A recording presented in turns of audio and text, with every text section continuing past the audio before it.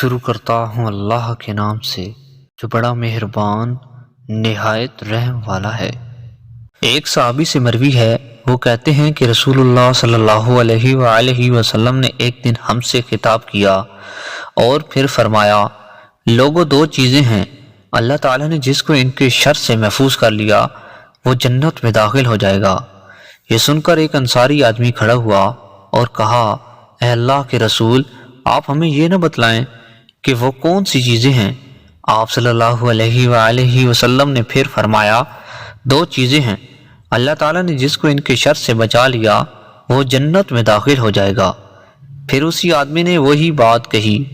جب آپ صلی اللہ علیہ وآلہ وسلم نے تیسری بار ارشاد فرمایا تو صحابہ نے اس آدمی کو بٹھایا اور اس سے کہا، تجھے نظر نہیں آ رہا کہ رسول اللہ صلی اللہ علیہ وآلہ وسلم ہمیں خوشخبری دینا چاہتے ہیں، لیکن تو آپ صلی اللہ علیہ وآلہ وسلم کو روک رہا ہے؟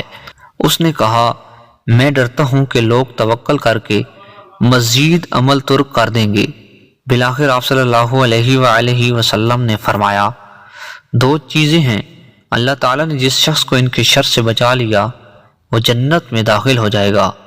ایک دو جبڑوں کے درمیان والی چیز اور دوسری دو ٹانگوں کے درمیان والی چیز۔